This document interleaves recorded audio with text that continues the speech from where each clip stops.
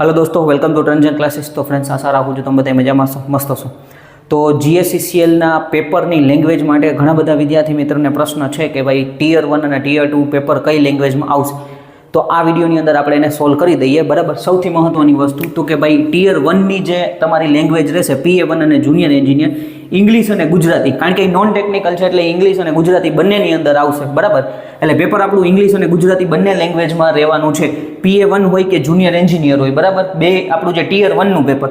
પણ ટિયર 2ની જ્યારે વાત કરીએ તો PA1 માટે ખાસ ધ્યાન રહેજો કે ભાઈ PA1ના વિદ્યાર્થી મિત્રોને ઇંગ્લિશ અને ગુજરાતી બંનેમાં પેપર આવી શકે છે, કારણ કે અત્યાર સુધી જે PA1ના પેપર છે ઇંગ્લિશ અને ગુજરાતી બંને લેંગ્વેજમાં આવે છે, પણ જુનિયર એન્જિનિયરનું પેપર ખાસ ઇંગ્લિશમાં જ રહેશે, બરાબર। એટલે જેઈના જેટલા પણ વિદ્યાર્થી મિત્રો હોય એ ટેકનિકલની તૈયારી કરે તો એ લોકોને ખાસ ધ્યાન દેવાનું છે કે એનું જે પેપર છે જેઈનું ટિયર 2નું પેપર ઇંગ્લિશમાં રહેશે, ટિયર 1નું પેપર ઇંગ્લિશ ગુજરાતી બંને લેંગ્વેજમાં રહેશે, બરાબર। એટલે આપણા જેઈના વિદ્યાર્થી મિત્રો હોય તો એ પણ એને ગુજરાતીમાં પેપર આપી શકે છે, એની કાંઈ ચિંતા નથી ટિયર 1, પણ ટિયર 2 છે એ કમ્પલસરી ટેકનિકલ જેઈ માટે એટલે ઇંગ્લિશમાં રહેશે, PA1 માટે ઇંગ્લિશ અને ગુજરાતી બંનેની અંદર રહેશે, ઓકે।